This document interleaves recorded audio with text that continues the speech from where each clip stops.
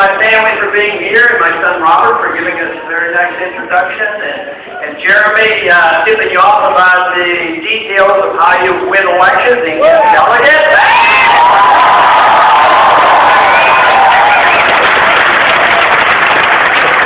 It looks to me like freedom is still very popular, and I'm glad of that. I think one of the candidates, I can't remember his name, but I think he dropped out of the race yesterday.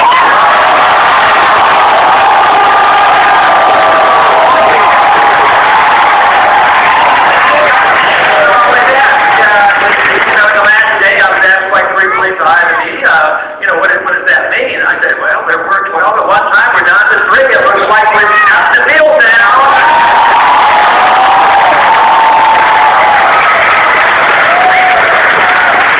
Well, then they called up and they said, when you're going to quit? I said, we were just getting started.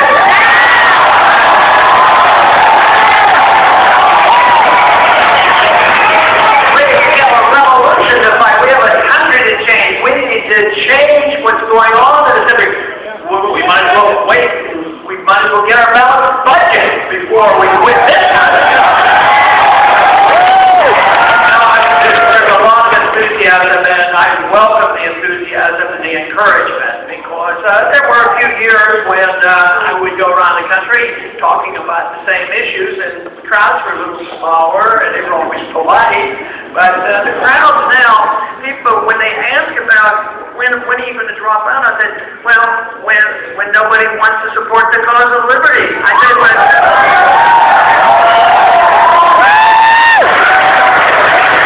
I think we don't have a $4 million deficit in our campaign. Our numbers are growing.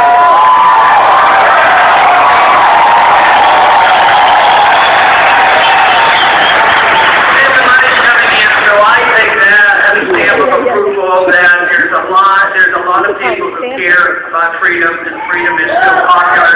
So we will keep going till we have victory.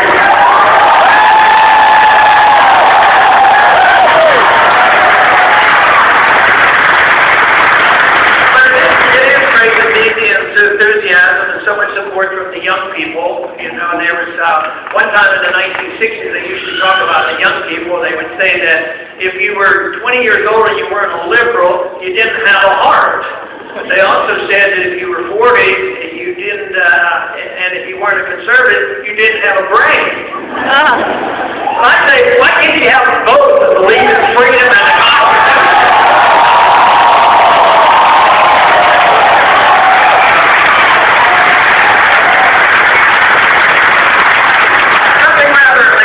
Going on, especially here in the last several years. Things have changed quietly and steadily in a positive way.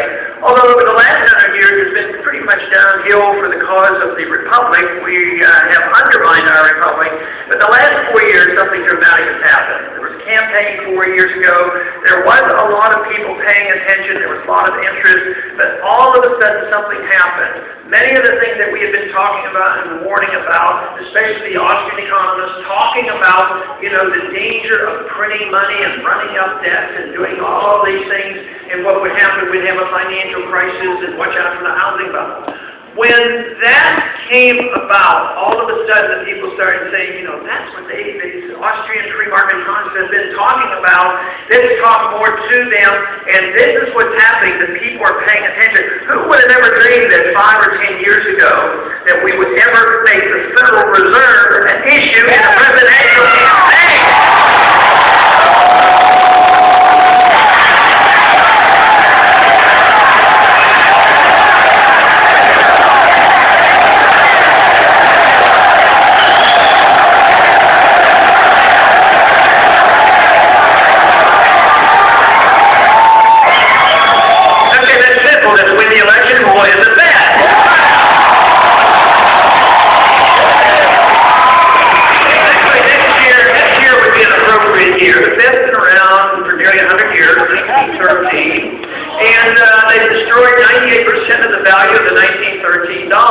So let's not let them do the 2% left. Let's have next year, let's have a bill to repeal the Federal Reserve Act.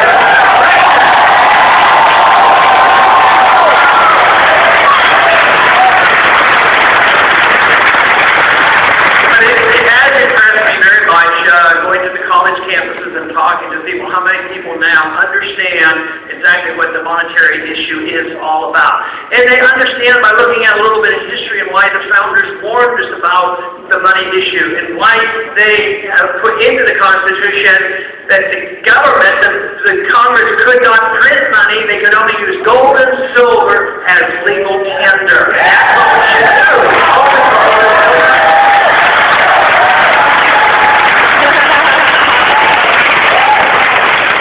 But of course, we didn't follow those rules, and by the fact that the Federal Reserve can print money and create money at will, and they buy up debt, what do the politicians do when they can accommodate the big spenders? They spend a lot of money, they run up the debt, they tax to the maximum, they borrow to the maximum, then they still don't have enough, and they have this ravenous appetite for big government, so then the Federal Reserve comes in and accommodates the big spenders, and they just print the money, and lo and behold, it destroys the value of the money. And some people say that's difficult to understand, but you know, more and more I talk to people in 8th and 9th grade and high school, they say that's just common sense. You print a lot of money, it's going to lose its value.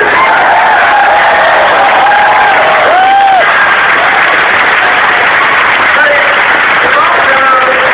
it's also the mischief that occurs. Government spending money is one issue, but there's two problems. One, they take the money from us. They may take it directly through taxation. They may put the burden on a later generation by borrowing, but they might just print the money. So it's always a burden by taking it out of the economy, and it undermines our productivity in the economy and being able to produce wealth. But doing that is one thing, but the other half, where we really get punished is when they spend the money. I mean, what good do they come out when they're spending all this money?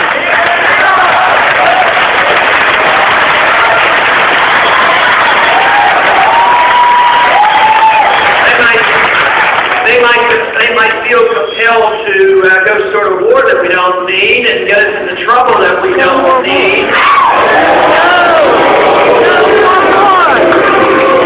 That's been a big problem. As a matter of fact, the problem as I see it, whether it's the financial, whether it's the foreign policy, or whether it's an attack on our civil liberties, what we have lost here in the last 70 or 80 years is a respect for our Constitution, a respect for our rule of law.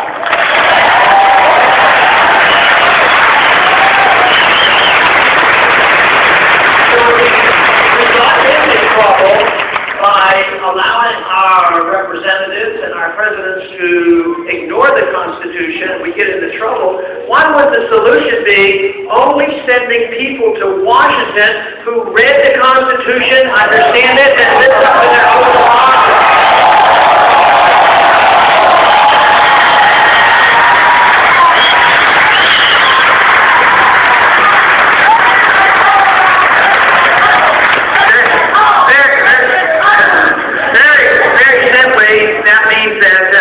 We wouldn't have a Federal Reserve system because it's not authorized under the Constitution, and it destroys the value of our money. But what about the war issue? Just think of how many wars we've been in since World War II. None of them have been declared. None of them have been won. How many trillions of dollars of wealth has been consumed? How long do we stay in the country and not wake up and say, enough is enough? Well, right now, the American people have awakened, and not only are they looking at the Federal Reserve, but they're saying, we've been in Afghanistan long enough, and it's time to go home.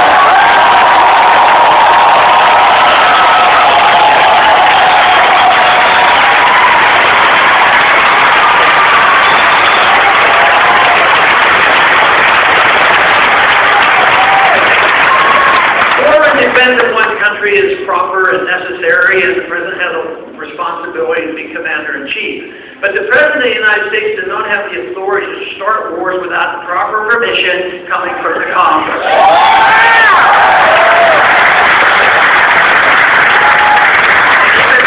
Even today, we have a President who sent his Secretary of Defense over to the Hill, and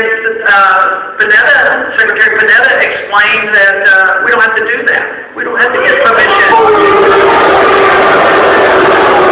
He said we can get legal permission from the United Nations.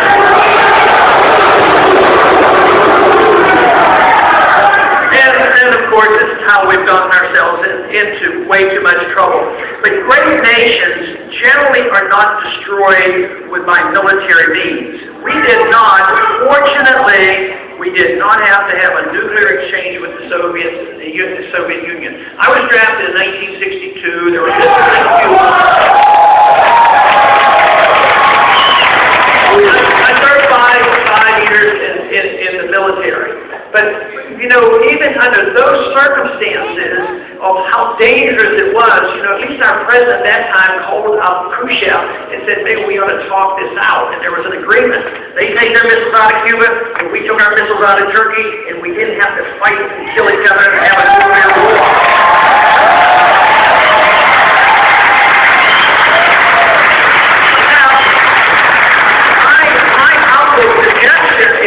Why can't we talk to a country that doesn't even have a nuclear weapon and we get it through them building a nuclear weapon?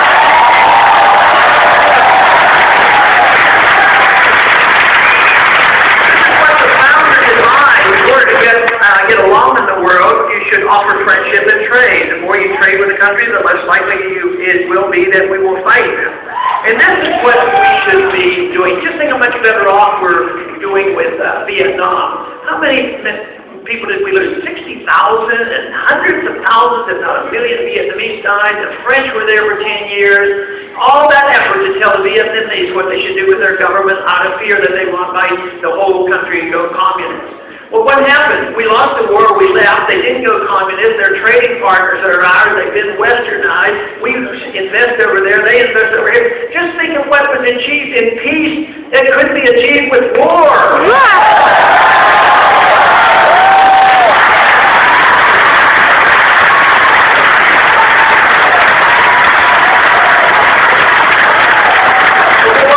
War is always a drain, and there's explicit ways to go to war. We should never accept the principle of preemptive war. Preemptive war means we don't have a right to start wars.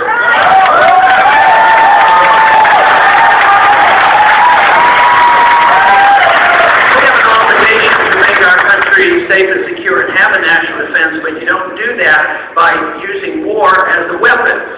We have been taught for too long in our colleges, and the status quo and the conventional wisdom is that war can get you out of a depression or a bad recession.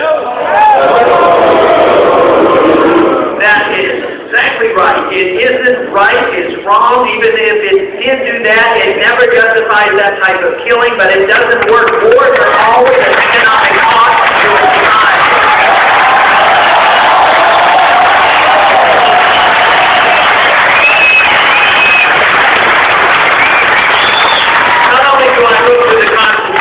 For the decision-making when you go to war, but also to the Christian just war principles. Yeah. If we follow those, we believe there would be a lot less fighting and killing in the world. We would be much richer. In the last 10 years, we have accumulated $4 trillion worth of debt due to the wars that we're fighting. Think how far that money could have gone in society here. How much better off we would be. We wouldn't be so much in debt. Today we are a poorer nation. We have the greatest debt in the history of the world, and both foreign and domestic. And it is the foreign policy that brings people down so often. It isn't the wars that finally eliminate a whole empire. The Soviets went down not because we had to have that war, but because they finally went bankrupt and they had to go home. And this is today our greatest threat. The one thing I can assure you of, with my experience in the service and my experience in Washington, and knowing a little bit about our military power, we do not have to worry about anybody touching us militarily. We have the strongest military in the world.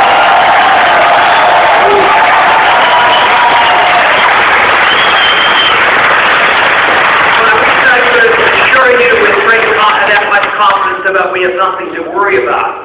Because when we take an oath in the office, we take an oath to defend against all enemies, foreign and domestic. Well, I'm more worried right now about the domestic problem we have.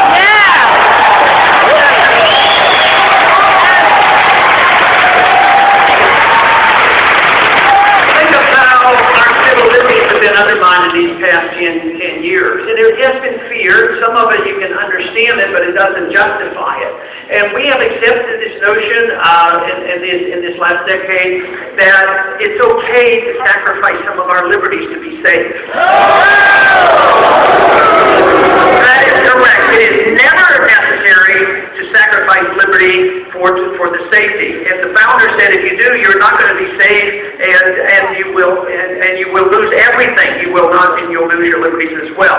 And that is what happened. So immediately after 9/11, within a week or two, we passed this thing called the Patriot Act.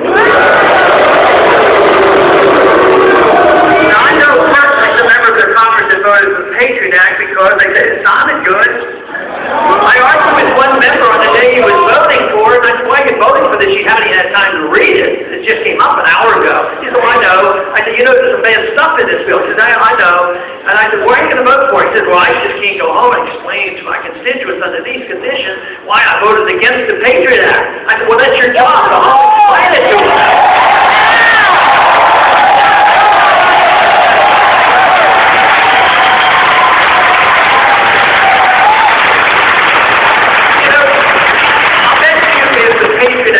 Repeal the Fourth Amendment Act, maybe a lot of people would have voted for it. So, next year we'll also put on the list the repeal of the Patriot Act and get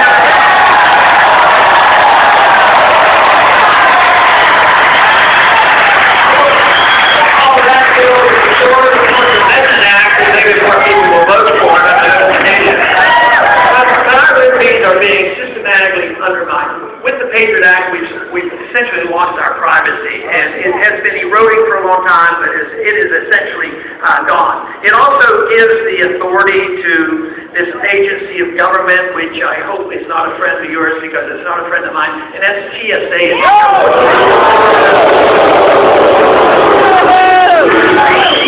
You know, actually, the purpose of the members of Congress and the President isn't to make us safe. The Second Amendment is supposed to make us safe.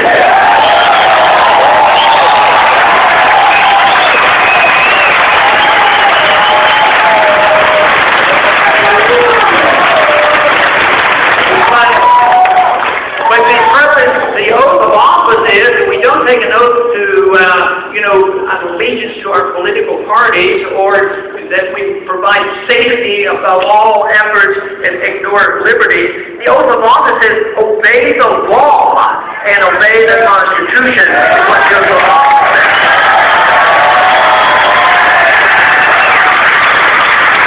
You know, there's been a bit of an uproar just in the last couple of weeks, and justified to a large degree, about the President lecturing the Supreme Court what they should do with Obamacare. And,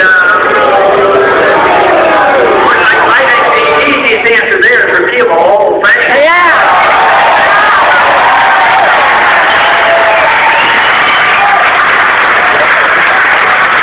But as bad as it was that the President interfering and trying to lecture the Supreme Court, I wasn't as annoyed about that as some other things. What about the President declaring unilaterally by executive order that he can be the prosecutor, that he can be the judge and the jury and the executioner? And that the law of the land says that the President can make the decision to assassinate an American citizen. We aren't annoyed enough with what we see at the airports when we look at those pictures and all those x-rays. If we're not annoyed enough about the military being able to arrest us, or the Americans who decide who can be assassinated, I tell you what, we're not deserving of very much, but I'll give you some good news. The people in this country aren't going to put up with it, and they're taking their lives and they want it to stay.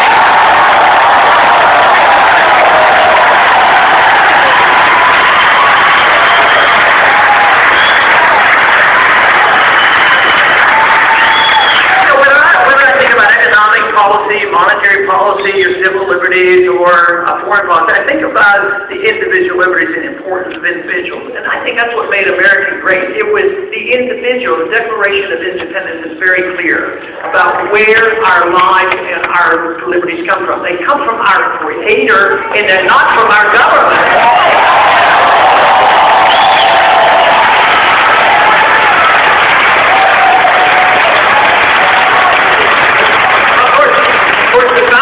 Understood what the consequence would that be, and that is if you have a right to your life and a right to your liberty and an obligation to take care of yourself, you ought to have the right to keep the fruits of your labor.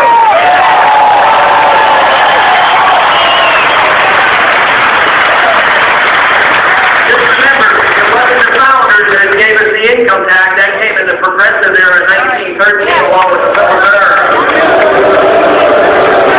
So we'll add that to the list too. We nailed it.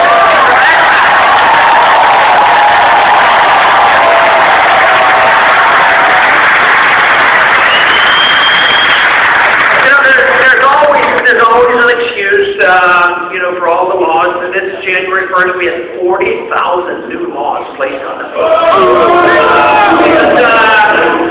Once again, I would really enjoy being the first president that eliminated 40,000 laws.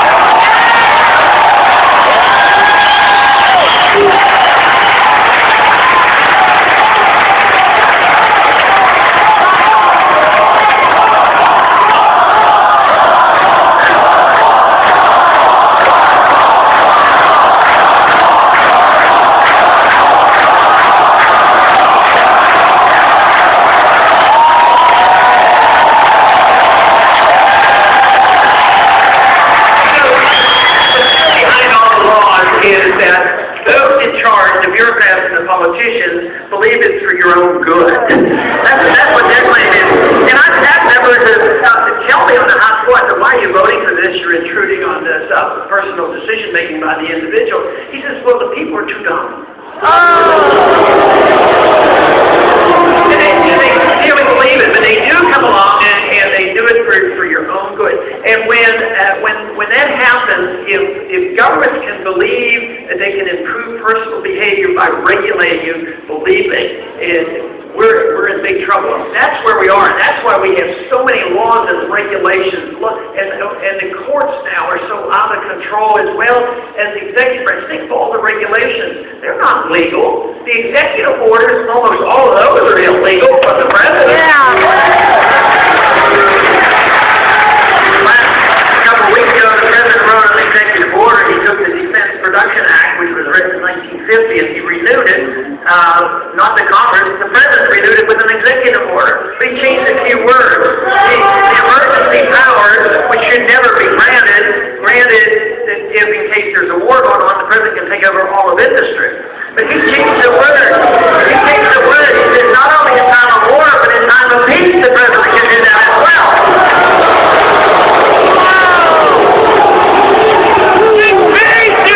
So I have a simple solution on that. Let's have a constitutional president that understands that executive orders can be used in a very limited fashion, but one thing you could do is use the executive order to repeal all the executive orders that are illegal.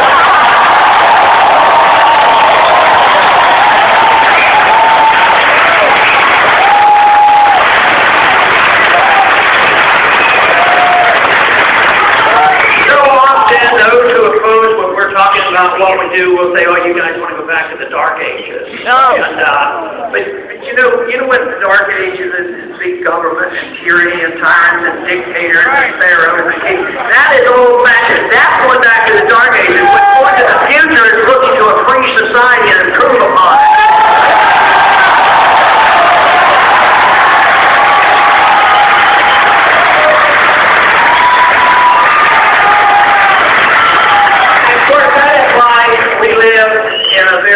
Fortunate time in our history. We live and still enjoy the blessings of liberty. But the big question is, how long are they going to last? They have been around. We live in one of the freest, probably the freest country ever, and the wealthiest country ever. But in the last 75, 80 years, there has been a steady erosion. And just recently, it was recognized that now we aren't producing enough, it's difficult borrowing, it's difficult just printing money. And therefore, for the first time in our history, our middle class is shrinking. And it's getting poorer, and the people know about it. And they talk about, the 99 and the 1, and that's a mixed bag, and you have to be careful about that, because in a way I talk about it, but we shouldn't be resentful of people in the 1% or 2% or 3% if they made an honest living without the government.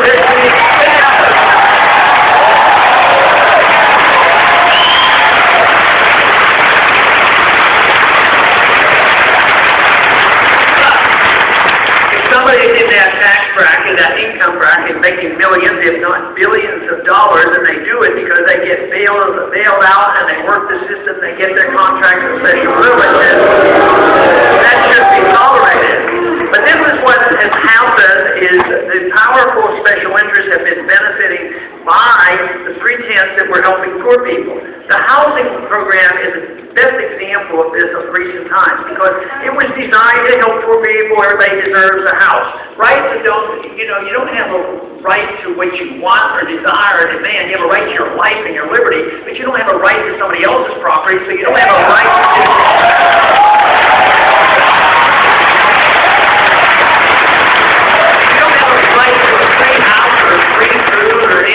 free because nothing is free and the government can't provide. They have to steal it for someone.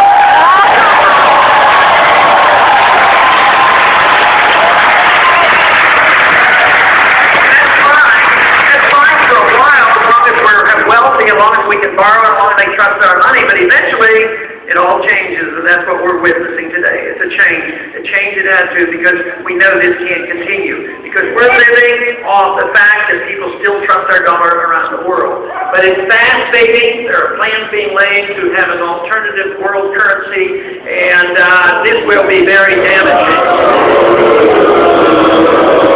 And we can work on it, as so many of us have in this country, to restore the Constitution and sound money and commodity money.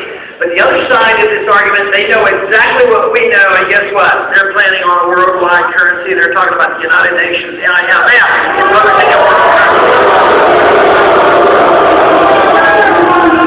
What we need is a restoration in the concept of liberty, the understanding, and the faith and confidence that it does work. And that is, I think, where we have come up short. We have lost our confidence in ourselves, and we have allowed this idea that we can become dependent on government. But now the productivity is gone way down, and we are a much poorer nation. But the one thing that is really bothersome in another way about when we become dependent on government and redistribution of wealth and all the special interests, that if people become dependent and it seems like, well, they're needy and we save them and we take care of them, actually when they get totally dependent on others, they lose their sense of worth. And I think this is what happens so often.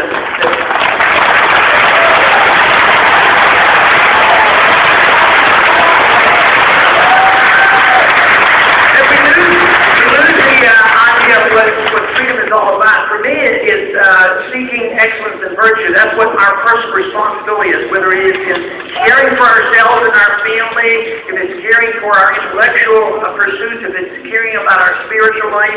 It is up to us. Our creative energy comes from liberty. When we lose our liberty, the government curtails us, we destroy that and destroy the sense of worth. And I think we're at that point today because there's a lot of anger out there, because right now they're fighting and screaming in the argument up in Washington. Why don't you guys get along together? When they got along together, they always compromised. One side wanted to spend money on one thing, the other side wanted on something else, and they compromised and spent on both. It went broke.